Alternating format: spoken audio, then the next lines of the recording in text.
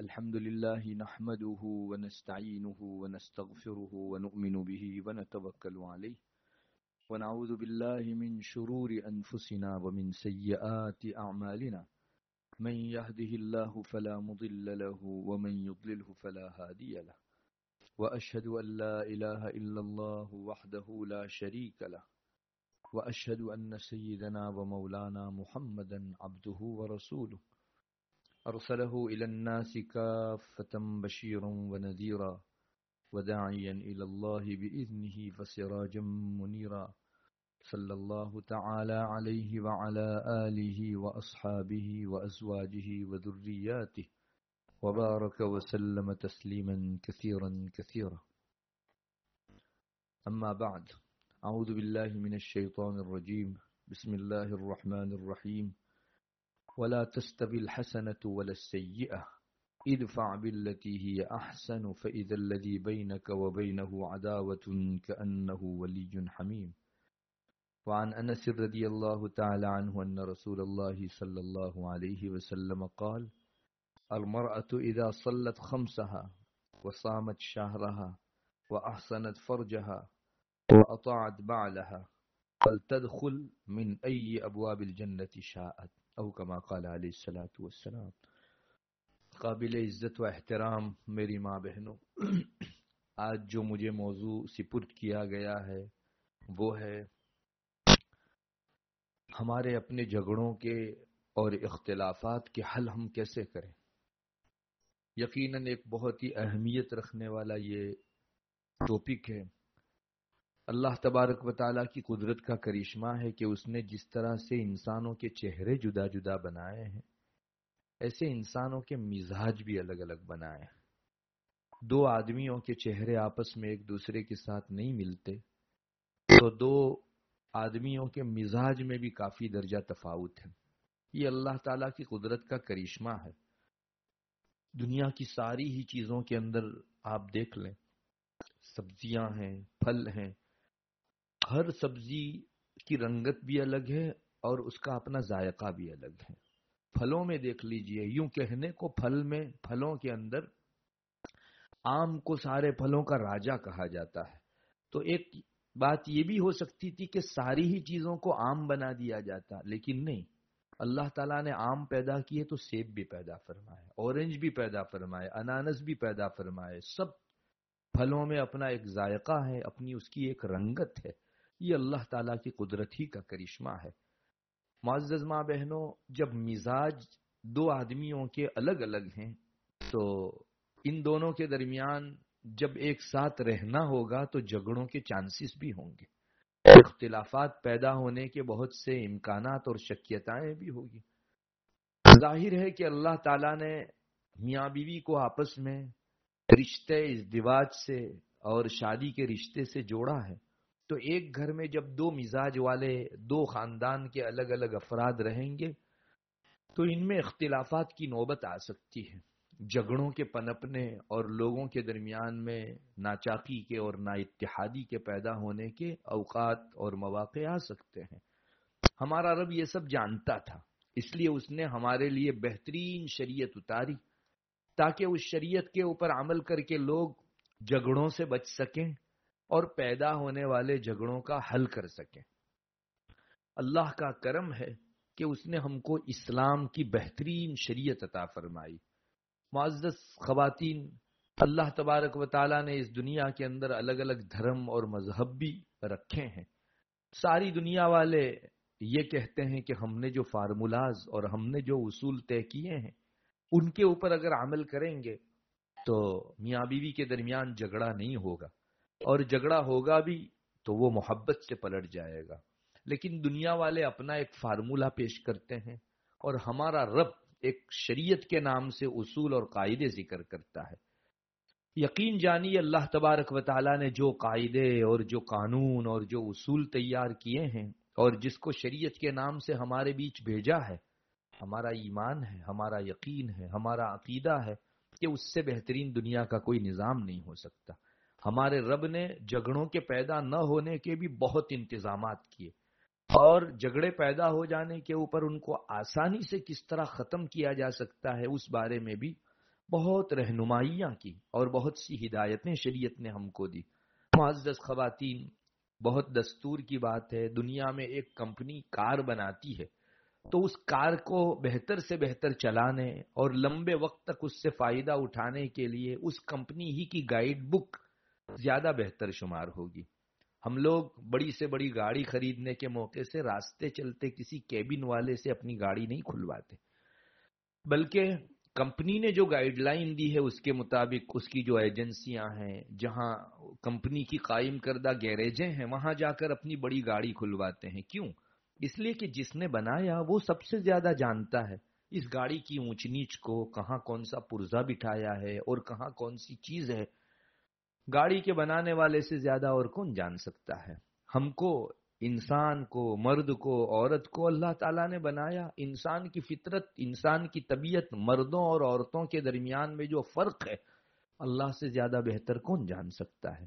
اسی نے ہمارا من بنایا، اسی نے ہمارا مزاج پیدا کیا، ہماری طبیعتیں، ہمارا یہ ظاہری ڈھانچہ، ہمارا ڈیل ڈول بنایا، ہمارے ہاتھ، آنکھ، کان اور پاؤں اور مختلف اعضاء بدن کے اندر اللہ تعالیٰ نے بنائے۔ اس سے بہتر ان بدن کو چلانے کے لیے کون اصول قائم کر سکتا ہے؟ معزز ماں بہنوں، یقین جانیے اور ایمان تازہ کیجئے، ہمارے رب کا پیدا کیا ہوا ہمارا یہ جسم اس کے بتائے ہوئے اصول پر جس قدر بہتری سے چل سکتا ہے اور کسی کے بنائے ہوئے قانون اور آئین کے اوپر اتنی بہتری سے نہیں چل سکتا۔ ہمارے رب نے اسی کو کہا، الا یعلم من خلق وهو اللطیف الخبیر، جس نے پیدا کیا وہی نہیں جانے گا، وہ تو بہت باریک بھی اور بہت بڑی خبر رکھنے والا ہے۔ معزز ماں بہنوں، اللہ نے ہم کو پیدا کیا، کیا ہمارے اونچ نیچ سے وہی واقف نہیں؟ اور یہ دنیا والے جن کو کچھ سوجھ بوجھ نہیں ہے، جو اٹکل اور اندازے سے قانون اور اصول بناتے ہیں، ان کے اصول ہمارے نزدیک بہت بڑی اہمیت رکھنے لگتے ہیں۔ ہمارے اللہ نے اسی کو قرآن کریم میں ایک سے زیادہ جگہوں پر بیان کیا کہ ہم نے تمہارے بیچ ہماری شریعت چھوڑی ہے۔ شریعت کو چھوڑ کر لوگوں کے بنائے ہوئے اصول کی پیروی مت کرنا، ورنہ یہ لوگ تم کو گمراہ کر دیں گے۔ اور ان لوگوں کے بنائے ہوئے اصول اور ان لوگوں کے بنائے ہوئے قانون جو ہیں وہ اٹکل سے ہیں، بس ایک اندازہ ہے، ممکن ہے صحیح پڑے اور ممکن ہے غلط پانسا پڑے۔ اللہ تبارک و تعالیٰ قرآن کریم میں حضرت نبی کریم صلی اللہ علیہ وسلم کو فرماتے ہیں، ثم جعلناک علی شریعۃ من الامر فاتبعها ولا تتبع اهواء الذین لا يعلمون انهم لن يغنوا عنك من اللہ شیئا وَإِنَّ الظَّالِمِينَ بَعْضُهُمْ أَوْلِيَاءُ بَعْضٍ وَاللَّهُ وَلِيُّ الْمُتَّقِينَ۔ معزز ماں بہنوں، اللہ فرماتا ہے، محمد، ہم نے آپ کو ایک بہترین شریعت کے اوپر قائم کیا ہے، اسی شریعت کو فالو کرو اور ان لوگوں کی پیروی مت کرو جو لوگ نفسانی خواہشات کی پیروی کرتے ہیں، جو لوگ نفسانی خواہشات پر اصول اور قانون بناتے ہیں۔ وَلَا تَتَّبِعْ أَهْوَاءَ الَّذِينَ لَا يَعْلَمُونَ۔ دو باتیں ہیں، ایک تو دنیا والے جو قانون تیار کرتے ہیں کہ آپ کا سنسار جیون، میرج لائف ہمارے ان اصولوں پر بہتر سے بہتر طریقے پر چلے گا، اس میں دو خامیاں ہیں۔ ایک تو خامی یہ ہے کہ دنیا والوں کے اینٹی اسلام بنائے ہوئے قانون وہ خواہشات پر مبنی ہے اور نفسانی پیروی پر مبنی ہے، اور نمبر دو لا علمی، بے جان پنے کے اندر بنائے ہوئے ہیں۔ وہ ایک انسان اپنی اگلی گھڑی کا نہیں جانتا تو وہ ہمارے فیوچر کے لیے کون سے اصول تیار کرے گا؟ اور ہمارا رب ہماری زندگی کی آخری گھڑی تک کے سارے احوال کو جانتا ہے۔ اس نے جو قانون بنایا وہ جس قدر گہرے ہوں گے اور جس قدر فوائد اپنے اندر لیے ہوئے ہوں گے اور نقصانات سے بچانے والے ہوں گے، اس سے بڑھ کر اور کوئی چیز نہیں ہو سکتی۔ اس لیے اللہ تعالیٰ آگے فرماتے ہیں، انہم لن یغنوا عنک من اللہ شیئا۔ یاد رکھو، دنیا والوں کے اصول اور ان کے بنائے ہوئے قانون پر چلنے جاؤ گے تو اللہ نے جو فیصلہ کیا ہے اس کے مقابل میں ان کے قانون بالکل تمہاری مدد نہیں کر سکتے۔ ارے اللہ نے تقدیر میں لکھا ہے تو تمہارے درمیان جھگڑا ہوگا، اللہ نے تقدیر میں لکھا ہے تو یہ گھر اجڑے گا، اللہ نے تقدیر میں لکھا ہے تو نقصان پہنچے گا۔ تو اللہ کے اصول پر اگر ہم نے عمل کیا ہوگا انشاءاللہ اس کی نوبتیں نہیں آئے گی، اور دنیا والوں کی نفسانی خواہشات پر مبنی قوانین اور ان کے اصول پر ہم لوگ عمل کریں گے تو اللہ فرماتا ہے یہ اللہ سے بالکل بچا نہیں سکیں گے تم کو، اللہ کا فیصلہ نافذ ہو کر رہے گا۔ یہ بہت بری چیز ہے کہ ہم لوگ اللہ کے بنائے ہوئے قانون اور قرآن اور شریعت اور حدیث شریف میں بتائے گئے قوانین کو تو فالو نہیں کرتے. الیاذ باللہ، کیا اس میں ہم کو یقین نہیں رہا ہے، یا کیا ہمارے ذہن میں یہ بات بیٹھ گئی ہے کہ اللہ رسول ان اصولوں کے ذریعے سے ہم پر ظلم کریں گے؟ ہرگز نہیں. یہ پنڈتوں کے اور دنیا والوں کے بنائے ہوئے اصولوں کے اندر تو جھول ہو سکتی ہے، اللہ کے بنائے ہوئے اصول میں کوئی جھول نہیں ہو سکتی. آج بڑا تعجب ہوتا ہے معزز خواتین، جب ہم اخبار میں دیکھتے ہیں، آپ بھی دیکھتی ہوگی اخبار میں کچھ کالمیں آتی ہیں، ان کالموں کے اندر بہت سارے لوگ اپنے اپنے میرج لائف کے سوالات کرتے ہیں، تو ان کے نام بھی ہوتے ہیں کہ فلاں نے سوال کیا اور کوئی پنڈت یا کوئی سائیکولوجیکل اس کا جواب دیتا ہے، جس کے دل میں ایمان بھی نہیں ہوتا. بڑا تعجب ہوتا ہے اس وقت جب ہم سوال کرنے والی خواتین میں کسی مسلمان کا نام وہاں دیکھتے ہیں. شرم سے سر جھک جاتا ہے اور یہ کہنے کو جی چاہتا ہے کہ کیا ہماری شریعت میں اس کی کوئی تعلیم دی ہی نہیں گئی تھی کہ ہم کو کسی پنڈت اور سائیکولوجی کی صلاح مشورے کی ضرورت پڑی. یہ خواتین در حقیقت اپنے اوپر ظلم کرتی ہے اور اسلام سے بدگمان ہے، ورنہ ہماری شریعت میں کوئی موقع ایسا نہیں ہے جس کے متعلق شریعت نے آپ کی رہنمائی اور ہمدردی کے اندر آپ کو ہدایت نہ دی ہو. بہت تعجب ہے. ان لوگوں کو بالکل پوچھنے کی ضرورت نہیں ہے جو غیر ہیں، خلاف اسلام اصول قائم کر کے وہ اپنی دکان چلائے ہوئے ہیں. ان لوگوں کے حضور اپنے معاملات کو لے کر جانے کی ضرورت نہیں ہے. آپ کی شریعت ہے، اپنے دارالفتاء کے اندر یا دارالقضاؤں کے اندر اپنے معاملات رکھ کر وہاں سے حل کروائیے. یہاں آپ کے رب کے بنائے ہوئے اصول جاری ہوتے ہیں. اللہ تبارک و تعالیٰ نے بڑی شکایت کے لہجے میں فرمایا ہے، الم تر الی الذین یزعمون انہم آمنوا بما انزل الیک. انشاءاللہ میں اس آیت کے اوپر آگے روشنی ڈالوں گا.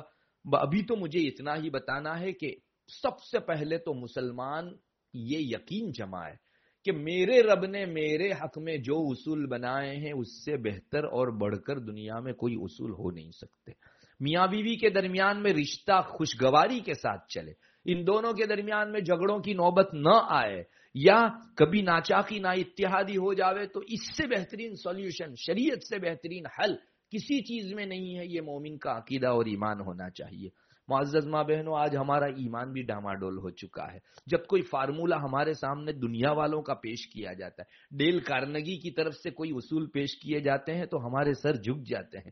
ارے وہ ایک انسان تھا اور اس کی بساط کتنی تھی، وہ اپنا اگلا نہیں دیکھ سکتا تھا. اس نے جو کچھ جو ہے اصول قائم کیے ہوں گے، یا دنیا والے جو اصول قائم کرتے ہیں، وہ اندھیرے میں تیر ہے، لگ گیا تو لگا، ورنہ ممکن ہے نہ بھی لگے. اور ہمارے رب نے جو اصول قائم کیے ہیں وہ ایگزیکٹ نشانے کے اوپر جا کر لگتے ہیں. جس چیز کی دوا اس نے بیان کی وہ اسی مرض کے اوپر جا کر لگے گا. تو ہم لوگوں کو آخر یقین کیوں نہیں آتا؟ یاد رکھیے، ان لوگوں کو آپ شریعت کے اوپر عمل کریں یہ بالکل نہیں بھاتا. قرآن کریم ایک جگہ کہتا ہے، شرع لکم من الدین ما وصى به نوح والذی اوحینا الیک وما وصینا به ابراہیم وموسیٰ وعیسیٰ ان اقیموا الدین ولا تتفرقوا فیہ. اللہ فرماتا ہے کہ ہم نے محمد شریعت بنائی ہے اور شریعت بھیجی ہے، حضرت نوح پر بھی بھیجی، حضرت ابراہیم پر بھی بھیجی، حضرت موسیٰ عیسیٰ پر بھی بھیجی اور آپ پر بھی بھیجی علیہم الصلاۃ والسلام. تو اللہ تبارک و تعالیٰ فرماتے ہیں کہ بس اس سب کا خلاصہ ایک ہی تھا، دین پر چلو اور ادھر ادھر کے راستوں کو اختیار مت کرو. پھر ہمارا رب فرماتا ہے، کبر علی المشرکین ما تدعوہم الیہ. یہ کافروں کو، مشرکوں کو بہت بھاری پڑتا ہے. تم جو دین اسلام کی دعوت دیتے ہو، لوگوں کو بلاتے ہو کہ اسلام کے اندر آؤ اور اس کے اصول کی پیروی کرو، کفار کے پیٹ میں، مشرکوں کے پیٹ میں بہت دکھتا ہے اس کی وجہ سے. معزز ماں بہنوں، میں پوچھنا چاہتا ہوں، اللہ نے دو باتیں ذکر کی، دین پر قائم رہو اور ادھر ادھر کے راستے مت ڈھونڈو. یہ ادھر ادھر کے راستے کون سے؟ یہی دین اسلام کو چھوڑ کر آپ کسی اور کے بنائے ہوئے قانون کے اوپر چلیں، کسی اور کے بنائے ہوئے اصول کے اوپر عمل کریں اور کسی سائیکولوجک یا کسی دنیا والے کے قائم کردہ خط کے اوپر اور لائن کے اوپر آپ اپنی زندگی کی کامیابی محسوس کریں. یہی اپنے راستے سے بچک جانا ہے اور سیدھے دین کے راستے کو چھوڑ دینا ہے. اس کے برخلاف علماء ہیں، اس کے برخلاف اہل دین ہیں، جو تقوی والے لوگ ہیں، اہل صلاح لوگ ہیں، وہ کہتے ہیں کہ شریعت کو فالو کرو. جب شریعت کی طرف یہ لوگ بلاتے ہیں تو یہ دنیا والوں کو بہت کچوکے لگتے ہیں. ان کے دل کے اندر یہ ہوتا ہے کہ شریعت کی طرف کیوں بلایا جاتا ہے، وہ بہت پرانی ہو گئی اور ہم نے جو اصول قائم کیے ہیں وہ بالکل لیٹسٹ ہیں. الیاذ باللہ. اللہ کے بنائے ہوئے اصول کے مقابلے میں انسان کون سی دندناہٹ دکھاتا ہے اور اپنا کون سا ایٹیٹیوڈ دکھاتا ہے. ارے انسانوں کے اصولوں نے ہمیشہ ہی انسان کو کھائی میں ہی ڈالا ہے، اور اللہ کے بنائے ہوئے اصول، قرآن و حدیث کے اصول 1400 سال سے آسمان دیکھ رہا ہے، زمین گواہ ہے کہ اس نے کبھی بھی کسی ایک مرحلے کے اوپر کسی پر بھی ظلم نہیں ہونے دیا، ہر جگہ سیدھا ہی راستہ دکھلایا. معزز خواتین، پہلی بات تو یقین جما لیجئے کہ اللہ کے بنائے ہوئے اصول کی پیروی کرنے میں کامیابی ہے. اس نے جو جھگڑوں کے سولوشنز بتائے ہیں، جھگڑا نہ ہونے کے جو اسباب بتائے ہیں، ان کو فالو کرنے کے اندر بہترین زندگی گزاری جا سکتی ہے. اور غیروں کے بنائے ہوئے طریقوں میں خود قرآن 2 جگہ کہتا ہے اگر غیروں کے بنائے ہوئے طریقوں پر آپ عمل کرو گے تو 2 بڑے نقصان ہوں گے. ایک نقصان قرآن کہتا ہے فَلَا تَتَّبِعُوا الْهَوَىٰ فَيُضِلَّكَ عَن سَبِيلِ اللَّهِ وَلَا تَتَّبِعِ الْهَوَىٰ فَيُضِلَّكَ عَن سَبِيلِ اللَّهِ. یعنی ان لوگوں کے بنائے ہوئے فارمولاز پر عمل مت کرو ورنہ یہ اللہ کے راستے سے تم کو ہٹا دیں گے. بیچ میں ایک سیدھا راستہ ہے اور آس پاس میں ادھر ادھر کے بہت سارے جہنم تک پہنچانے والے راستے ہیں. آپ سیدھے راستے سے یا داہنی طرف یا بائیں طرف ذرا بھی قدم چکے تو یا تو ادھر کی کھائی میں گریں گے یا ادھر کی کھائی میں گریں گے. بس اسی کو کہا جا رہا ہے اللہ تعالیٰ کی طرف سے وَلَا تَتَّبِعِ الْهَوَىٰ. لوگوں کے بتائے ہوئے نفسانی خواہشات کے اوپر آدھار رکھ کر بنائے ہوئے اصول کو مت مانو ورنہ یہ لوگ تم کو کھڑے کے کھڑے گمراہ کر دیں گے. تو سب سے پہلا نقصان تو یہ ہوگا کہ انسان گمراہی کا شکار ہو جائے گا. دوسرا نقصان یہ ہے کہ انسان کے ہاتھ سے انصاف کا دامن چھوٹ جاتا ہے. دنیا والوں کے بنائے ہوئے اصول شریعت کے خلاف اگر آپ چلانے لگیں گے تو آپ کے ہاتھ سے انصاف اور عدل کا دامن چھوٹ جائے گا. اور یاد رکھو جہاں عدل ہٹا، انصاف ہٹا، وہاں ظلم جگہ لے لے گا فوراً. چنانچہ قرآن کریم اس کو بھی جو ہے ایک جگہ ذکر کرتا ہے فَلَا تَتَّبِعُوا الْهَوَىٰ أَن تَعْدِلُوا. اللہ فرماتا ہے کہ نفسانی خواہشات کی پیروی مت کرو ورنہ تم راہ حق سے ہٹ جاؤ گے. اور عدل و انصاف برتنے کے اندر تم اللہ تبارک و تعالی ہی کی بات مانو. اسلام چھوٹا، انصاف چھوٹا. اس لیے یہ بات یقینی ہے کہ اللہ کے قائم فرمودہ اصول کے اندر ہمارے لیے دنیا آخرت کی کامیابی ہے. اب معزز ماں بہنوں، سب سے پہلے تو اسلام نے یہی کوشش کی کہ میاں بیوی کے درمیان میں جھگڑے پیدا ہی نہ ہوں. اور ہم کو بھی اپنے گھرانوں کے اندر اس کا خوب خیال رکھنا چاہیے کہ جھگڑوں کے پیدا ہونے کی جو شکلیں ہیں ان کو قریب نہ آنے دیں. بعض گھرانوں کے اندر بڑا رسک لیا جاتا ہے. وہ کہتے ہیں ایک مرتبہ جو ہونا ہے ہو جائے گا، بعد میں جھگڑے کا سولوشن ہوگا. تو وہ اسباب اپناتے ہیں اور پھر جھگڑے بعض مرتبہ ایسی نوبت تک پہنچ جاتے ہیں کہ انسان کے ہاتھ میں اس کا حل نہیں ہوتا. سارے بڑے کے بڑے وڈیل اور ولی اور سب لوگ عاجز ہوتے ہیں اپنے گھر کے، کوئی اس کا سولوشن نہیں کر سکتا. چونکہ پہلے ہی قدم پر شریعت نے منع کیا تھا کہ اس طرح کے کام کرو مت ورنہ تو تمہارے درمیان میں جھگڑا کھڑا ہوگا. معزز ماں بہنوں، کتنی بڑی بے وقوفی ہے. ایک آدمی اپنے کپڑے کے اوپر داغ لگائے اس امید کے اوپر کہ بعد میں دھو لوں گا. اس سے بڑا بے وقوف اور کون ہو سکتا ہے؟ ارے آپ کو داغ لگانا ہی نہیں چاہیے، صاف شفاف کپڑا رہنے دو. یہ کون سا تجربہ کرنے جا رہے ہیں کہ چلو میں داغ لگاؤں اور بلیچنگ سے دھونے کا تجربہ کروں؟ یہ ایسی ہی حالت ہے ان لوگوں کی جو جھگڑوں کے اسباب اپناتے ہیں اور پھر جھگڑا بپا ہونے پر کسی کے پاس سولوشن کے لیے جاتے ہیں. معزز ماں بہنوں، اسلام کہتا ہے کہ جھگڑے پیدا ہی نہ ہوں تو اس چیز کا خاص اہتمام کرو.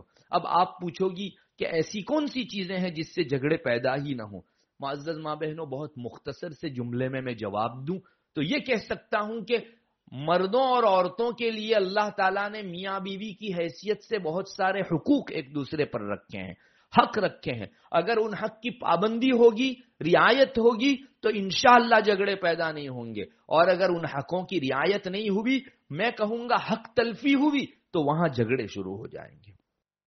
عورتوں کو معلوم ہونا چاہیے کہ شوہر کے بہت سارے حقوق شریعت نے تو عورتوں کے اوپر ڈالے ہیں. ایک بیوی ہونے کی حیثیت سے آپ کو شوہر کے کون سے حقوق ادا کرنے ہیں اس کے لیے مستقل جو ہے علماء نے کتابوں میں لکھا ہے. میں موٹی موٹی بات گنواؤں تو شوہر کا رسپیکٹ اور تعظیم کرنا عورت کے ذمے میں حق ہے. شوہر کی بات ماننا اور اس کی اطاعت و فرما برداری کرنا عورت کے ذمے میں حق ہے. اور تیسرے نمبر پر شوہر کی خدمت کرنا یہ عورت کے ذمے میں حق ہے. اس کے ساتھ حسن سلوک کرنا یہ عورت کے ذمے میں حق ہے.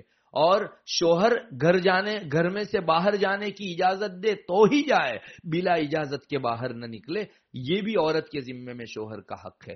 یہ بہت سارے حقوق ایسے گنوائے جا سکتے ہیں۔ معزز بہنوں اور ماؤں، ہم اگر ان حقوق کی رعایت رکھیں گے انشاءاللہ جھگڑے نہیں ہوں گے۔ جیسے دنیا کے اندر بہت ساری گاڑیاں ایک جگہ جمع ہو جاتی ہے، کہو ٹرافک ہو جاتی ہے، تو اس جگہ ٹرافک کے اصول قائم ہیں۔ ہماری زبان پر بھی بعض مرتبہ آ جاتا ہے کہ ہاں، جو ٹرافک کے اصول کو فالو کرے گا اور گرین اور لال لائٹ کے موقع سے سارے قاعدوں کی پابندی کرے گا تو کاروں کے اندر ایکسیڈنٹ نہیں ہوگا۔ بس ایگزیکٹ یہی چیز یہاں بھی ہے کہ بہت سارے لوگ جہاں جمع ہوتے ہیں وہاں آپس میں مزاج کے ٹکرانے کی وجہ سے جھگڑوں کے امکانات ہیں۔ اگر وہاں ہم شریعت کے بتائے ہوئے اصول کو فالو کریں گے انشاءاللہ اور حق تلفی نہیں ہونے دیں گے، حقوق کی ادائیگی کا 100% اہتمام کریں گے، تو اللہ کی ذات سے امید ہے اللہ تبارک و تعالیٰ اس گھر کے اندر جھگڑے کے آنے کی نوبت ہی نہیں دیں گے۔ بس خلاصہ یہی نکلا، عورتوں کو اپنے شوہر کی تعظیم بجا لانی چاہیے، ان کی اطاعت کرنی چاہیے، ان کی خدمت کے اندر عمر گزارنی چاہیے۔ بعض روایتوں کے اندر یہ چیز ملتی ہے، میں نے شروع میں آپ کے سامنے جو روایت پڑھی، حضرت انس رضی اللہ تعالیٰ عنہ اس کو روایت کرتے ہیں، آپ صلی اللہ علیہ وسلم کا کچھ اس طرح کا ارشاد ہے، عورت جب 5 وقت کی فرض نماز پڑھ لے اور رمضان کے روزے رکھ لے اور اپنی شرمگاہ کی اور اپنی عفت اور عصمت کی حفاظت کرے اور اپنے شوہر کی اطاعت کرے تو اللہ تعالیٰ اس کو چوائس دیں گے کہ جنت کے کون سے دروازے میں سے تم کو داخل ہونا ہے، تم کو اجازت ہے اس کی۔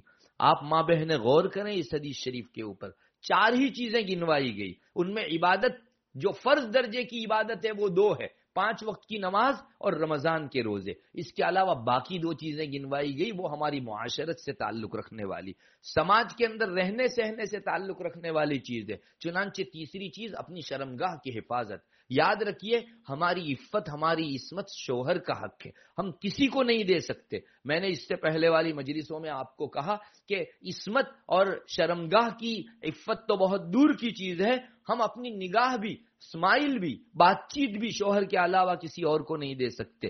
یہاں اگر گڑبڑی ہوگی تو ہمارے معاشرے کے اندر ناچاکی کی شکلیں پیدا ہوگی۔ جہاں اللہ کا حق گڑبڑایا اس جگہ یقین جان لو اللہ اگر فضل فرما دے تو اور بات ہے، ورنہ اس کی ری ایکشن کے طور پر ڈائریکٹ دونوں کے درمیان میں جھگڑے اور بے سکونی اور بے قراری فوراً آ سکتی ہے۔ اس لیے پہلا نمبر پر تو یہ یقین جماؤ معزز ماں بہنوں اپنے دل و دماغ میں کہ میرے شریعت کے اصول سے بہتر کوئی اصول نہیں ہے۔ دوسرے نمبر پر شریعت کے بتائے ہوئے اصول کے مطابق ہم اپنی زندگی گزاریں گے، حقوں کی ادائیگی کا زیادہ سے زیادہ اہتمام کریں گے اور حق تلفیوں سے زیادہ بچیں گے، انشاءاللہ کبھی بھی جھگڑے کی نوبت ہی نہیں آئے گی۔ معزز خواتین، آپ کو تو نکاح کی مجلس میں شرکت کا موقع نہیں رہتا، لیکن جب نکاح مردوں کے بیچ کیا جاتا ہے رسول اللہ صلی اللہ علیہ وسلم خاص طور پر 3 آیتیں پڑھا کرتے تھے، اور آج بھی وہ نکاح کی مجلس میں پڑھی جاتی ہے۔ کسی سے آپ معلوم کیجئے ان آیتوں کو خاص نکاح کے وقت کیوں پڑھا جاتا ہے۔ ان تینوں ہی آیتوں کے اندر اللہ تبارک و تعالیٰ کے ڈر کی بات کی گئی ہے، تقوی کی بات کی گئی ہے۔ تقوی کیا چیز ہے اور خاص نکاح کے موقع پر تقوی کا ذکر کرنے کا کیا مطلب؟ اللہ یہی فرمانا چاہتا ہے کہ جس کے دل میں اللہ کا ڈر ہوگا وہ کبھی کسی کی حق تلفی نہیں کرے گا، اور نکاح کی نسبت سے یہ چیز سنانے کا مطلب ہی یہ ہے کہ نکاح کے بعد عورت کے دل میں تقوی ہوگا، وہ شوہر کے حق کی ادائیگی کی تو سوچے گی، حق تلفی کی کبھی نہیں سوچے گی۔ اور مرد کے حق میں، مرد کے لیے اس کے دل میں اگر تقوی ہوگا تو وہ اپنی بیوی کے حق کی ادائیگی ہی کا ہمیشہ سوچے گا، کبھی بھی اس کی حق تلفی کے متعلق پیش قدمی نہیں کرے گا۔ خاص تقوی کا یہاں مطلب یہی ہے، حقوق کو تلف کرنے سے بچو۔ اللہ تبارک و تعالیٰ نے قائم فرمودہ جو اصول ہمارے بیچ رکھے ہیں اس کو اپنے پاؤں تلے روندنے سے بچو، اور اس کو اپنے ہاتھ سے مسلنے سے بچو، بلکہ اس کو اپنے سینے سے لگاؤ، اپنی زندگیوں میں عمل کے اندر لاؤ۔ انشاءاللہ آج دنیا کے اندر دیکھ لیجئے جن گھرانوں کے اندر اللہ کے بتائے ہوئے حقوق کی پابندی ہے ان گھرانوں کے اندر جھگڑوں کا نام و نشان نہیں ہے، بلکہ ان کو اللہ اتنی کیپیبلٹی دیتا ہے کہ وہ دوسروں کے جھگڑوں کو نپٹانے کے لیے جاتے ہیں. اور مختلف معاشرے میں ایسے لوگ رہتے ہیں جو اپنے گھر میں تو جھگڑے پر بیلنس پاتے ہی پاتے ہیں، اڑوس پڑوس میں کہیں اللہ نہ کرے جھگڑا ہو جائے، دین و شریعت کی روشنی میں ان کا سولوشن کراتے ہیں. یہ کیا چیز ہے؟ کیوں ان کے پاس وہ چیز ہے جو ہمارے گھروں کے اندر نہیں ہے؟ یہی وہ دین کے اصول کو فالو کرنا، اللہ کے حقوق کے متعلق خوب چوکنا اور الرٹ رہنا کہ کہیں مجھ سے اللہ کے دین کے اصول کی حق تلفی نہ ہو جائے. معزز خواتین، خلاصہ یہی ہے کہ جہاں اللہ کے بتائے ہوئے حقوق کی پابندی ہوئی، جھگڑے دم دبا کر بھاگیں گے، اور جہاں اللہ کی حق تلفی ہوئی، اللہ کے بتائے ہوئے قانون کو روندا گیا، اس گھر کے اندر جھگڑے ایسے برستے ہیں جیسے دنیا کے اندر بارش کا پانی برستا ہے. تو ایک جھگڑا، دو جھگڑا، ایک فتنہ، دو فتنہ، شر کا یہ گھر جو ہے مجموعہ بن جاتا ہے، اور پھر ہر ایک دوسرے پر غصہ، ہر ایک دوسرے کے خلاف جو ہے عداوت و دشمناوٹ، کینہ و کپٹ رکھنے والا. بس گھر کے افراد کو، میاں بیوی آپس میں ایک دوسرے کو دیکھتے ہیں تو بجائے محبت کے جذبات پیدا ہونے کے غصہ آتا ہے ان کو. یہ نحوست ہے، گھر کے اندر اللہ کے احکام کو فالو نہیں کیا گیا. اللہ نے جو گائیڈ لائن دی تھی ان حقوق کی ادائیگی کا اس گھر کے اندر اہتمام نہیں کیا گیا. تو میرا تو ایمان ہے کہ میرے رب کے بتائے ہوئے ڈگر پر اگر میں چلوں گی تو انشاءاللہ آخری منزل تک ایک مرتبہ بھی میرے یہاں جھگڑے کی نوبت نہیں آئے گی. میرے رب کے بتائے ہوئے اصول سے بڑھ کر اور کون سی چیز ہو سکتی ہے؟ بس ایک دوسری چیز یہ بھی ہے کہ جھگڑے پنپنے ہی نہ پائیں، گھر میں آنے ہی نہ پائیں، اس کے لیے حقوق کی ادائیگی کا اہتمام کرو اور حق تلفیوں سے بچو.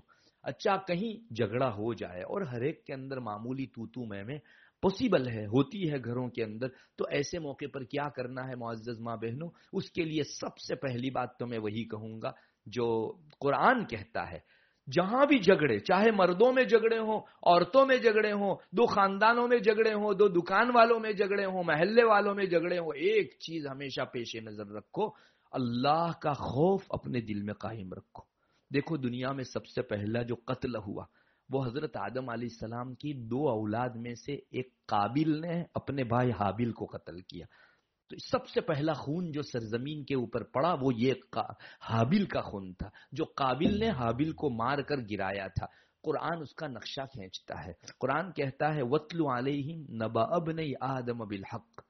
اے محمد، ان کے اوپر حضرت آدم کے دو بیٹوں کا قصہ سچا سچا سناؤ. اِذْ قَرَّبَا قُرْبَانًا، دونوں نے اللہ کے حضور اپنی قربانی پیش کی تھی. فَتُقُبِّلَ مِنْ أَحَدِهِمَا، ایک کی قربانی قبول ہوئی حابیل کی، وَلَمْ يُتَقَبَّلْ مِنَ الْآخَرِ، قابل کی قربانی قبول نہیں ہوئی. قَالَ إِنَّمَا يَتَقَبَّلُ اللَّهُ مِنَ الْمُتَّقِينَ، تو فرمایا کہ ہاں، جو تقوی والا ہوتا ہے اس کی قربانی قبول ہوتی ہے، اور جس کے دل میں کھوٹ ہوتی ہے اس کی قربانی قبول نہیں ہوتی. جب حابیل کی قربانی قبول ہوئی اور قابل کی قبول نہیں ہوئی تو قابل کے دل میں اپنے حابیل دوسرے بھائی کے سلسلے میں مستقل عداوت بیٹھ گئی. لئن بسطت الی یدک لتقتلنی ما انا بباسط یدی الیک لاقتلک، تو حابیل نے بھانپ لیا کہ اب میرا بھائی میرے قتل کا پلاننگ کر رہا ہے. قابل کو دشمناوٹ ہو گئی تو اس نے میرے قتل کا پلان بنایا ہے. اس وقت جو یہ جملہ حابیل نے کہا تھا قرآن نے اپنے سینے میں محفوظ رکھا. معزز ماں بہنوں، اگر ہم جھگڑے کے موقع سے اس آیت کو پیش نظر رکھیں گے، میں آپ کو اللہ کی ذات پر توکل رکھ کر یقین دلاتا ہوں جتنا بھی شدید جھگڑا ہوگا انشاءاللہ مٹ جائے گا. حابیل نے کیا کہا تھا؟ لئن بسطت الی یدک لتقتلنی، اے میرے بھائی قابل، تو اپنا ہاتھ میری طرف مجھے قتل کرنے کے لیے پسارے گا اور آگے ہاتھ کرے گا. ما انا بباسط یدی الیک لاقتلک، میں اپنا ہاتھ تجھے قتل کرنے کے لیے بڑھانے والا نہیں ہوں. انی اخاف اللہ رب العالمین، میں تو تمام جہانوں کے پروردگار اللہ سے ڈرتا ہوں. میں تجھ کو قتل کروں گا، اللہ کے یہاں کیا جواب دوں گا؟ اس لیے تو اگر مارے گا بھی مجھ کو تو میں بس ہاتھ پر ہاتھ دھرے بیٹھا رہوں گا. تو قتل کرے گا تو اللہ کے یہاں بھگتے گا.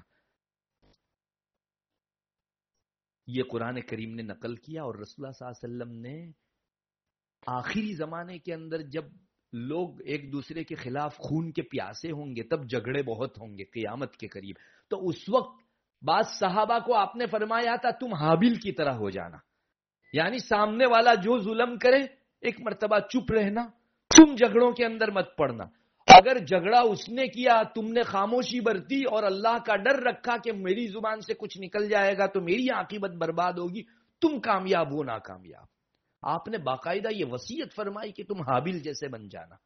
روایتوں میں جو پیشین گوئیاں آئی ہیں وہاں خاص طور پر یہ چیز ملتی ہے کہ تم دونوں بھائیوں میں سے قابل کی طرح ہونے مت جانا، حابیل کی طرح ہو جانا. یعنی جس نے صبر کر کے اپنی جان تو دے دی، چنانچہ بعد میں قابل نے حابیل کو قتل کر ڈالا اور اللہ تبارک و تعالیٰ نے حابیل کو بلند مقام دیا. معزز ماں بہنوں، یہ ایک اتنا بہترین گر ہے جس کو قرآن کریم سکھاتا ہے کہ کوئی اگر تمہارے ساتھ جھگڑے تو تم کو اللہ کے ڈر سے خاموش رہنا ہے، اس کے ساتھ جھگڑا نہیں کرنا ہے.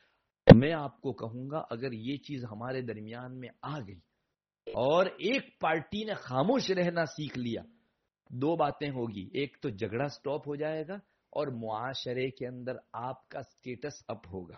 جو بھی سنے گا کہ اس خاتون نے اپنے شوہر کے ظالمانہ جملوں کا بھی جواب نہیں دیا، اس نے گالی گلوچ کی لیکن خاتون کے صبر کا پیمانہ لبریز نہیں ہوا، اس نے خوب صبر کرتے ہوئے اللہ کا ڈر رکھتے ہوئے اپنی زبان کو خاموش رکھا. معزز خواتین، انشاءاللہ آپ کا پلڑا بھاری رہے گا اور اگر یہ عادت چند مرتبہ ہوئی آپ معاشرے میں اللہ کی ولیہ بن جاؤ گے. کسی ولی کو مقام ولی پانے کے لیے ایسے مجاہدے کرنے پڑتے ہیں کہ میرے رب کی خاطر میں کچھ نہیں بولوں گی، مجھے جھگڑا نہیں کرنا ہے.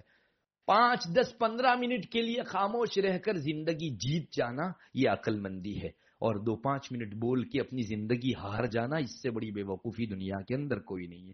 پہلے نمبر پر ہمیشہ اللہ کا ڈر رکھو. کوئی جھگڑنے لگے فوراً اپنے دل کو ٹٹول کر کہہ دو کہ دیکھنا اللہ کے ڈر کا مقام ہے. کچھ بھی مت بولنا اور کسی قسم کا ڈیفینس بھی مت کرنا. وہ بول کے چپ ہو جائے، جھگڑا کر کے چپ ہو جائے، مجھے نہیں بولنا ہے. یہ سب سے پہلی چیز. اور اس سے بھی بڑا جگر گردہ اگر آپ کا ہے معزز ماں بہنوں تو آپ برائی کا، جھگڑے کا بدلہ محبت سے دیجیے. یہ بھی فلسفہ قرآن ہی سکھاتا ہے. میں نے آپ کو بتایا کہ ہمارے رب نے گائیڈ لائن کھینچی ہے جھگڑوں سے بچنے اور جھگڑوں کو نپٹانے کی. وہ کون سی گائیڈ لائن ہے؟ یہی ہے. پہلے نمبر پر تو آپ چپ ہو جاؤ، اللہ کا ڈر پیدا کر لو. نمبر 2، میں نے جو شروع میں آپ کو آیت پڑھ کر سنائی اس کا ترجمہ آپ کو کر کے سناتا ہوں. وَلَا تَسْتَوِي الْحَسَنَةُ وَلَا السَّيِّئَةُ. اللہ فرماتا ہے کہ نیکی اور برائی کبھی برابر نہیں ہو سکتی. ادفع باللتی ہی احسن ادفع باللتی ہی احسن فَإِذَا الَّذِي بَيْنَكَ وَبَيْنَهُ عَدَاوَةٌ كَأَنَّهُ وَلِيٌّ حَمِيمٌ. کوئی تمہارے ساتھ برائی کرے تو اس کا جواب بہتری سے دو. کوئی تم کو مارے تم اس کے ساتھ حسن سلوک کرو. کوئی تمہارے ساتھ برا جذبہ رکھے تم اس کے ساتھ ہمدردی رکھو. یہ قرآن کہتا ہے. اور آگے والا ترجمہ بھی سنیے. اگر تم نے برائی کا جواب اچھائی سے دیا تو تمہارے اور جس سامنے والے کے درمیان میں کل تک دشمناوٹ چلی آ رہی تھی وہ تمہارا جگری دوست بن جائے گا. یہ قرآن کہتا ہے معزز ماں بہنوں. بس تھوڑی دیر کے لیے کسی کی برائی کا بدلہ اچھائی سے دینا سیکھ جاؤ تو تمہارے اعمال نامے کے اندر نیکیاں بھی لکھی جائے گی اور سامنے والے کا دل پسیجے گا اور پسیجے گا. ایک دن ایسا آئے گا کہ وہ تمہارا ممنون ہوگا، وہ تمہارا مشکور ہوگا. جب اس کو ہوش آئے گا شوہر کو کہ میں کل تک ظلم کرتا تھا لیکن اس خاتون کی خوش اخلاقی کے کیا کہنے، اس نے نہ صرف یہ کہ اپنے آپ کو چپ رکھ کر مجھ کو کوئی جواب نہیں دیا بلکہ میرے دشمناوٹ رکھنے کے مقابلے کا جواب اس نے محبت سے دیا. معزز خواتین، یہ وہ بات ہے جس کو قرآن کہتا ہے کہ کیا تمہارا جانی دشمن بھی ہوگا ایک مرتبہ تمہارے حسن سلوک سے وہ رام ہو جائے گا اور تمہارے اور اس کے درمیان میں ایک محبت کی فضا قائم ہو جائے گی. نبی اکرم صلی اللہ علیہ وسلم نے بھی حضرات صحابہ کو جو ہے اسی طرح کی تلقین ارشاد فرمائی اور آپ صلی اللہ علیہ وسلم یہی چاہتے تھے. چنانچہ میں ایک روایت کا ترجمہ آپ کو سناؤں تو آپ کو اندازہ ہوگا کہ رسول اللہ صلی اللہ علیہ وسلم کیا فرمانا چاہتے ہیں.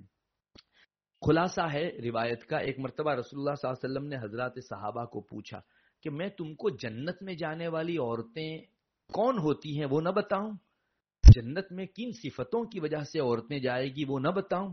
تو صحابہ نے فرمایا رسول اللہ ضرور بتائیے، ایسی کون سی عورت ہے کہ جس کو اچھی اوصاف کی بنا پر جنت کے اندر داخلہ میسر ہوگا؟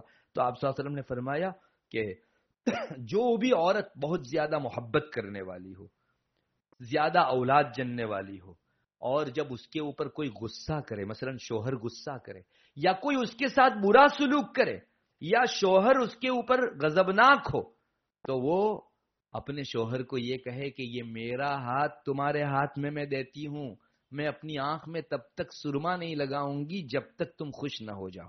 رسول اللہ صلی اللہ علیہ وسلم نے فرمایا یہ عورت جنت میں اپنے اس عمل کی بنیاد پر جائے گی۔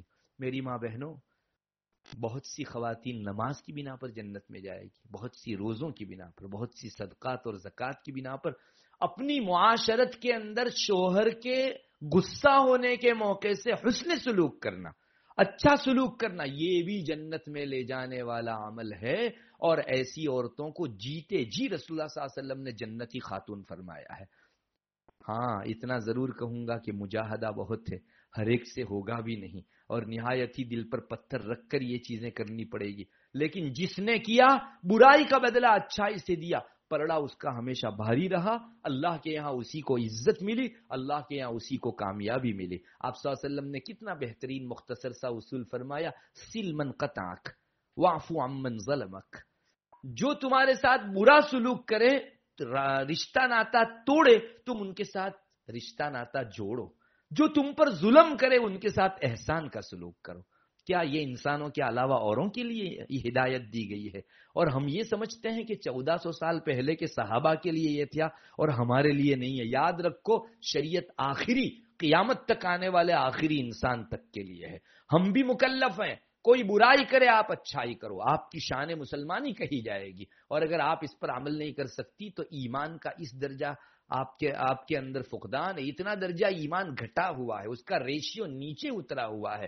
معزز خواتین، یہ دوسرا بڑا علاج ہے۔ پہلا علاج، اللہ کا ڈر رکھ کر جھگڑے کرنے والے سے خاموش رہو۔ نمبر 2، اس کے برائی کا جواب اچھائی سے دو۔ تیسرے نمبر کے اوپر اپنی طرف سے کوئی ری ایکشن مت دو، جھگڑے کو چھوڑ دو۔ روایتوں میں آتا ہے جس کا خلاصہ ہے کہ جو شخص حق پر رہتے ہوئے جھگڑا چھوڑ دے گا، اللہ جنت کے بیچوں بیچ اس کو محل عطا کرے گا۔ اللہ اکبر، کتنا مختصر سا عمل، 5-7 منٹ بس اپنے آپ کو صبر مار جانا ہے، اور بقیہ اللہ تعالیٰ بالکل بیچوں بیچ جنت کے بہترین اس کو جو ہے جگہ۔ یہ رسول اللہ صلی اللہ علیہ وسلم کے ارشاد میں چیز ملتی ہے۔ آپ حق پر ہیں، آپ بولنا چاہو تو شریعت اجازت بھی دیتی ہے، اپنے شوہر کو کراس کر کے اس کے اس جواب کے اندر کچھ بول بھی سکتی ہو، لیکن آپ اس وجہ سے خاموش رہ رہی ہے کہ میرے رب نے مجھ کو اس پر جنت کا وعدہ کیا ہے کہ حق پر رہتے ہوئے جس نے جھگڑا چھوڑ دیا، اللہ تبارک و تعالیٰ اس کو جنت کے بیچوں بیچ جگہ عطا فرمائیں گے۔ معزز ماں بہنوں، کیا جنت کے پانے کا سستا سودا نہیں ہے؟ کبھی ہم سے ہمارا شوہر جھگڑے یا گھر کے کوئی افراد جھگڑے اور اس وقت ہم اس وجہ سے چپ رہیں کہ رب تو خوش ہو رہا ہے میرے چپ رہنے سے، انشاءاللہ اس طرح کی فیلنگ کرنے کی وجہ سے آپ کے لیے آسان بھی ہو جائے گا، اور ہمارے رب نے وعدے کیے ہیں وہ بالکل سچے ہیں۔ آنکھیں بند کرو اور دیکھ لو، تمہارے جھگڑے کے موقع سے صبر کرنے کے اوپر اللہ تم کو جنت کے بیچوں بیچ جگہ عطا فرماتا ہے۔ یعنی وَمَنْ أَصْدَقُ مِنَ اللَّهِ قِيلًا، اللہ کے مقابلے میں باتوں میں سچا اور کون ہو سکتا ہے؟ اس لیے معزز خواتین، یہ دوسرا علاج، اب تیسرا علاج اپناؤ کہ آپ حق پر بھی ہو تو بھی ڈیفینس مت کرو، ری ایکٹ مت کرو۔ چوتھے نمبر کے اوپر ایک نفسیاتی اور سائیکولوجیک علاج بھی کرو جو رسول اللہ صلی اللہ علیہ وسلم نے سکھلایا ہے ہم کو، اور وہ کیا ہے؟ اگر سامنے والا آدمی ہم کو الزام دے رہا ہے، بہتان دے رہا ہے اور بلیم کر رہا ہے ہم پر، جب میں نے وہ گناہ کیا نہیں ہے تو یوں سمجھو کہ مجھے نہیں کہا جا رہا ہے، کسی اور کو کہا جا رہا ہے۔ یہ بھی ہم کو ملتا ہے۔ ایک مرتبہ رسول اللہ صلی اللہ علیہ وسلم حضرت ابو بکر صدیق رضی اللہ تعالیٰ عنہ کے ساتھ کعبہ کے وہاں بیٹھے ہوئے تھے، کعبہ کے نیچے، کعبہ کے سائے میں۔ تو ایک خاتون آئی جو ابو لہب کی بیوی تھی، جس کو حمالۃ الحطب کہا جاتا ہے، اپنے سروں کے اوپر ہمیشہ وہ چلتی پھرتی تھی تو لکڑیوں کا گٹھر لے کر پھرتی تھی، تو وہ وہاں سے گزر رہی تھی۔ ابو لہب کو جیسے رسول اللہ صلی اللہ علیہ وسلم سے دشمنی تھی، اس کی بیوی کو بھی بہت دشمنی تھی، تو وہ وہاں ٹھہری، اور ابو لہب کی بیوی نے رسول اللہ صلی اللہ علیہ وسلم اور حضرت ابو بکر صدیق رضی اللہ تعالیٰ عنہ جو بیٹھے ہوئے تھے، آپ صلی اللہ علیہ وسلم کو ڈانٹنا شروع کیا، گالی گلوچ شروع کی، اور بار بار یہ بولتی تھی، اے مزمم، اے مزمم، اے مزمم۔ آپ صلی اللہ علیہ وسلم کا نام محمد تھا، اور محمد کا مطلب ہوتا ہے جس کی تعریف کی جائے، جس کے وکھان کیے جائے، اور مزمم کا مطلب ہوتا ہے جس کی برائی کی جائے، تو بار بار بول رہی تھی۔ آپ صلی اللہ علیہ وسلم مسکرانے کے علاوہ اور کچھ نہیں۔ جب وہ تھک ہار کر بول بول کر چلی گئی تو اس کے چلے جانے کے بعد حضرت ابوبکر صدیق رضی اللہ تعالیٰ عنہ نے آپ صلی اللہ علیہ وسلم سے پوچھا، حضرت اتنی دیر سے یہ خاتون آپ کو یا مزمم کر رہی تھی اور اتنا گالی گلوچ کر رہی تھی، آپ چپ تھے، آپ نے کچھ جواب بھی نہیں دیا۔ میری ماں بہنوں، سنیے رسول اللہ صلی اللہ علیہ وسلم کا جواب اور اپنے لیے راہ لیجئے اس میں سے۔ آپ نے فرمایا میرا نام تو محمد ہے، وہ تو کسی مزمم کو بول رہی تھی، میں ہوں ہی نہیں مزمم، تو دیکھو کیوں اس کی جانب، اور میں کیوں اپنے اوپر لے لوں۔ دیکھا یہ سائیکولوجیکل علاج ہے۔ میں نے ایک جرم نہیں کیا، مجھ کو بلیم کیا جا رہا ہے کہ تم نے جرم کیا، میں نے کوئی چیز نہیں کی اور مجھ کو بہتان اور الزام دیا جا رہا ہے کہ تم نے کیا۔ معزز ماں بہنوں چپ ہو جاؤ، ایسے موقع کے اوپر جواب مت دو۔ ہاں اللہ دیکھنے والا ہے، میں نے یہ جرم نہیں کیا ہے، اللہ تعالیٰ کل کو حق کا حق اور باطل کا باطل، جو ہے دودھ کا دودھ اور پانی کا پانی الگ کر دے گا۔ انشاءاللہ کل کو پنا پلٹے گا اور آپ کا ہاتھ اوپر ہوگا اور جھگڑنے والے کا ہاتھ نیچے ہوگا۔ انشاءاللہ یہی وہ بات ہے کہ جو کچھ دیر کے جگر گردے کی ہے، لیکن انشاءاللہ ان سے جھگڑے مٹیں گے۔ علماء نے فرمایا ہے کہ اس قسم کی اچھی صفات پیدا کرنا ہو تو اپنے اندر تواضع لے آؤ۔ تواضع کا مطلب خود کو حقیر چھوٹا سمجھو اور دنیا کے سارے لوگوں کو اپنے آپ سے اچھا سمجھو۔ یہ شوہر تو کیا، دنیا کے سارے لوگوں کو اپنے آپ سے اچھا سمجھو، اس کو تواضع کہا جاتا ہے۔ حضرت حاجی امداد اللہ مہاجر مکی علیہ الرحمہ، وہ ہمارے علماء دیوبند اور اکابرین دیوبند کے بہت بڑے آدمی ہیں، بہت بڑے شیخ ہیں۔ ان کا ایک جملہ تھا، وہ فرماتے تھے کہ دنیا میں اگر تواضع آ جائے، انکساری آ جائے، اپنے آپ کو چھوٹا سمجھنا آ جائے تو کہیں جھگڑا باقی نہ رہے۔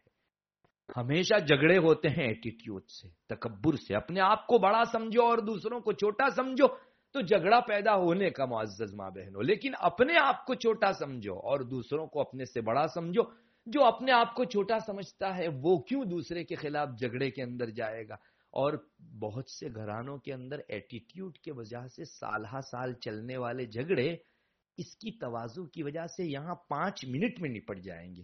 سامنے والا آدمی بولے گا تو کتنا بولے گا، اور بولنے کی وجہ سے آپ کوئی بے عزت ہو گئی ایسا نہیں ہے۔ یاد رکھو عزت و ذلت اللہ نے اپنے ہاتھ میں رکھی ہے، کسی کے ہاتھ میں رکھی نہیں ہے۔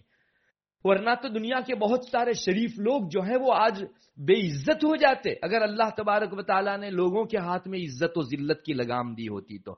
ایک بات یاد رکھو، اپنے آپ کو تواضع کے اندر رہنا سکھا دو۔ نمبر 2، صبر کرنا سیکھ جاؤ۔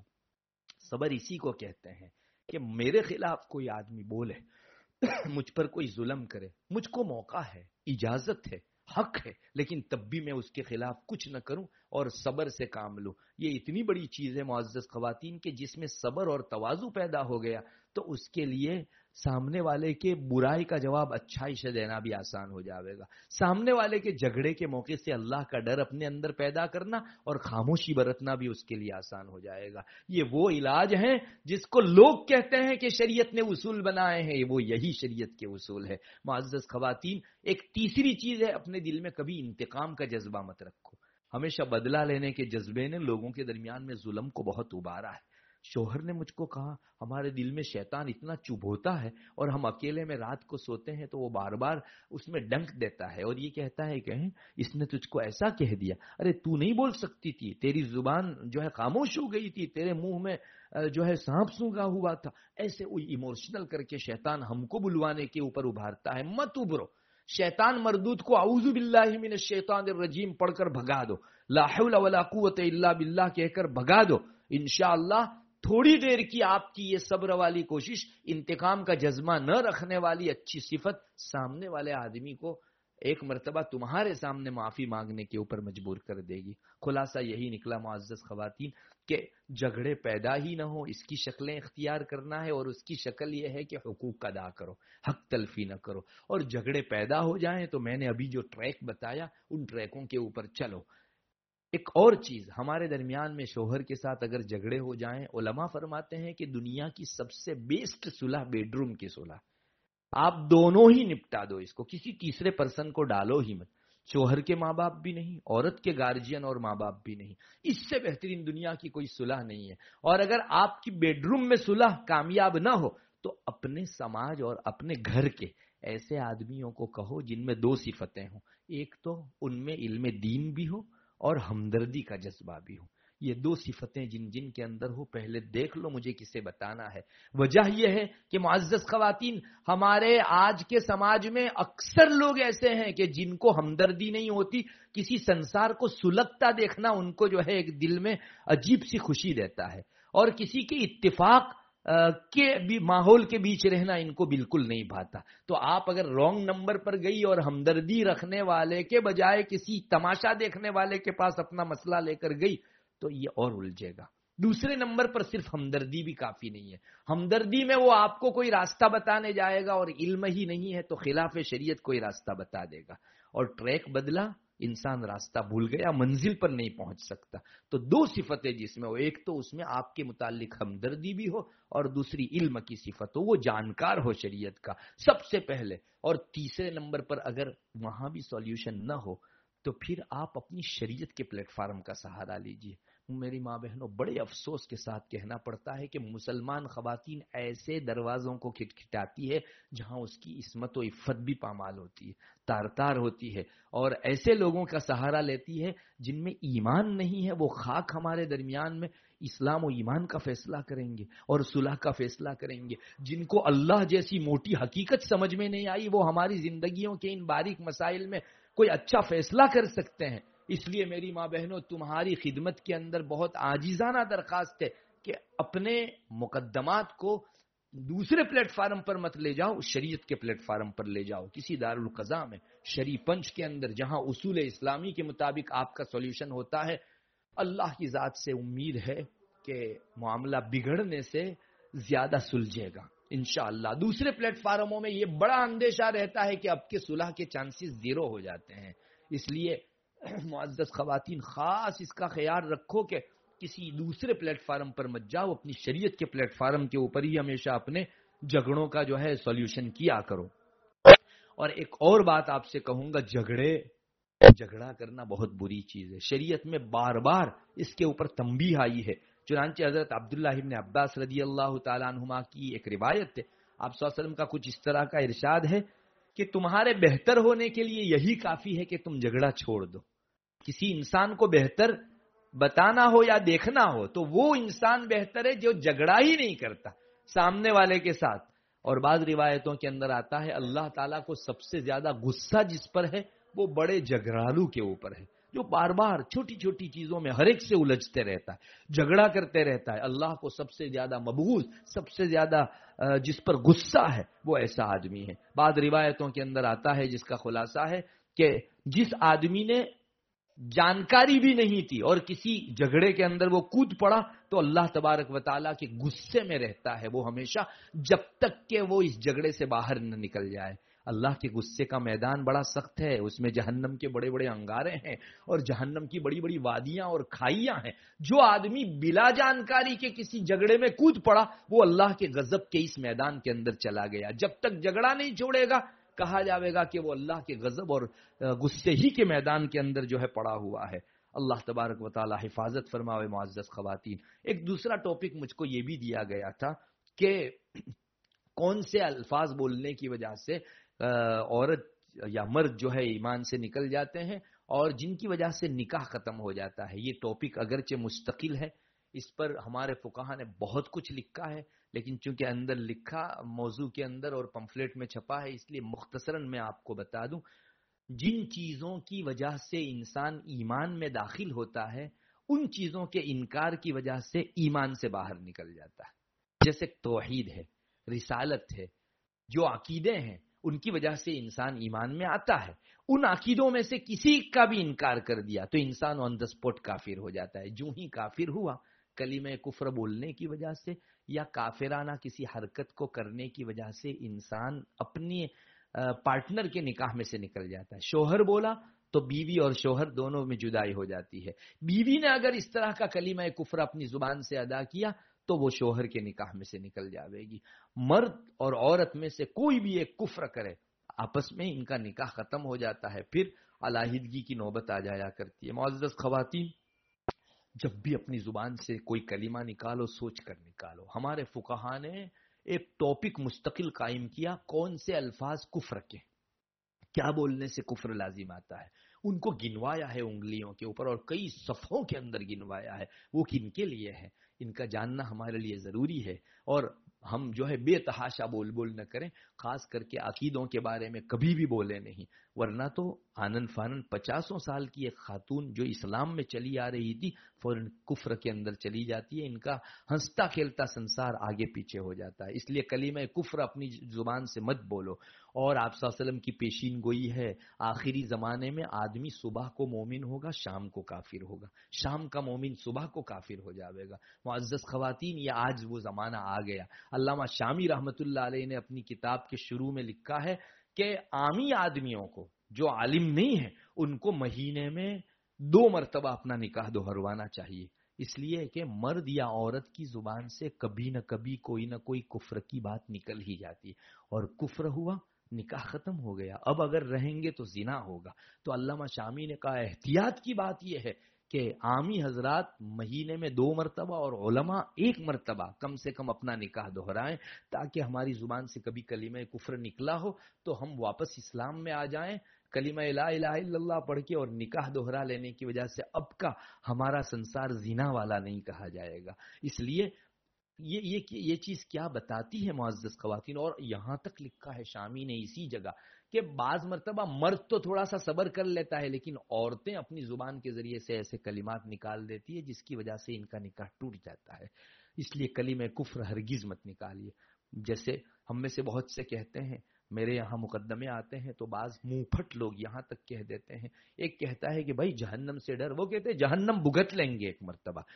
جہنم کیا چیز ہے؟ ایسا بول دینے کی وجہ سے انسان کافر ہو جاتا ہے. جہنم ہمارے عقیدے کی چیز ہے. اللہ نے جنت پیدا کی، جہنم پیدا کی. آپ کیا دلیری دکھا رہے ہیں جہنم کے اوپر؟ کون سی بہادری دکھا رہے ہیں؟ اس طرح کا کلمہ بولنے کی وجہ سے انسان کافر ہو جاتا ہے. کبھی کبھی ایسی حرکت کرنے کی وجہ سے انسان کافر ہو جاتا ہے، جیسے خاتون تلک لگاتی ہے. علماء نے لکھا ہے تلک جو ہے وہ کفر کا شعار ہے، اور جس نے کفر کے کسی بھی شعار کو اپنایا وہ کافر ہو جاوے گا. ہمارے یہاں بعض مسلم خواتین، خاص کر کے کالج میں غیر مسلم لڑکیوں کے ساتھ پڑھنے والی ہماری مسلمان بچیاں بعض مرتبہ مروت میں اور رواداری کے اندر کسی بت کے سامنے ماتھا ٹیک دیتی ہے کہ چلو یہ خوش ہو جائے گی، یہ کہے گی کہ براڈ مائنڈ ہے. ارے آپ نے اپنا ایمان کھو کے اپنے براڈ مائنڈ ہونے کو ثابت کیا، اللہ سے دور ہو گئی. اس خاتون سے قریب ہو کر آپ کو کون سا فائدہ ملا؟ اس لیے ایسی حرکتوں سے بھی خود کو بچانا چاہیے. اس طرح کے کلمات بولنے کی وجہ سے انسان کافر ہو جاتا ہے، اور کفر کے بعد پچھلے سارے اچھے اعمال دفن ہو جاتے ہیں. اب کے واپس مسلمان بھی ہوئے تو نئے سرے سے عمل کرنا پڑے گا. اللہ تبارک و تعالی ہم سب کو کہنے سننے سے زیادہ عمل کی توفیق عطا فرماوے. وآخر دعوانا الحمدللہ رب العالمین. دعا کر لیجئے. اللهم انت السلام ومنك السلام تبارک یا ذا الجلال والاکرام. اللهم صل علی محمد النبی الامی وعلی آلہ وسلم تسلیما. اے اللہ ہمارے گناہوں کو معاف فرما. بہت بڑے گنہگار، بہت بڑے خطاکار ہیں، سیاہکار ہیں، چھوٹے بڑے نئے پرانے تمام گناہوں کو معاف فرما. ہے اللہ تو ہمارا ہو جا، ہمیں اپنا بنا لے. اللہ بے شک ہم نے عمر بھر بڑے گناہ کیے ہیں. ہے اللہ ہماری زندگی نافرمانی میں گزری ہے، تو ہم سے راضی ہو جا. آئندہ گناہوں سے کوسوں دور فرما، نیکیوں کی توفیق عطا فرما. ہے اللہ گھروں کے اندر اسلامی اصول کی پابندی نہ کرنے کی وجہ سے جو ناچاقیوں اور نا اتفاقیوں کے ماحول قائم ہو گئے ہیں، ان کا ہے اللہ برا اثر ختم فرما دے. ہم کو اسلامی شریعت کے اوپر عمل کی توفیق عطا فرما.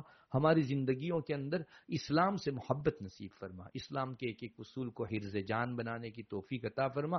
اور ہماری دنیا آخرت کی کامیابی تیری شریعت پر چلنے میں ہے، اس چیز کا یقین ہمارے قلب و جگر کے اندر جمع فرما دے. یا الہ العالمین، یہاں جو معزز خواتین اپنا وقت فارغ کر کے آئی ہیں، ان کی آمد کو ہم سب کے لیے ذخیرہ آخرت اور نجات کا ذریعہ بنا دے. اللہ یہاں جو کچھ تیرے دین و شریعت کی باتیں کہی گئی ہماری زندگیوں میں اچھے انقلاب کے لانے کا ذریعہ بنا دے. یا الہ العالمین، بہت ساری ضرورتیں ہیں جو زبان پر نہیں آ پا رہی ہیں. اللہ سب کے دلوں کے احوال سے آپ واقف ہیں، سب کی جائز تمنائیں اور نیک مرادیں پوری فرما دے. بیماروں کو شفا نصیب فرما دے. مقروضین کے قرض کی ادائیگی کی غیب سے شکلیں پیدا فرما دے. مسلمان دنیا کے کسی کونے میں جس پریشانی میں مبتلا ہو اس کی اس پریشانی کو دور فرما دیجئے. اللهم انا نسألك من خير ما سألك منه نبيك محمد صلى الله عليه وسلم، ونعوذ بك من شر ما استعاذ منه نبيك محمد صلى الله عليه وسلم. انت المستعان وعليك البلاغ ولا حول ولا قوة الا بالله. سبحان ربك رب العزة عما يصفون وسلام على المرسلين والحمد لله رب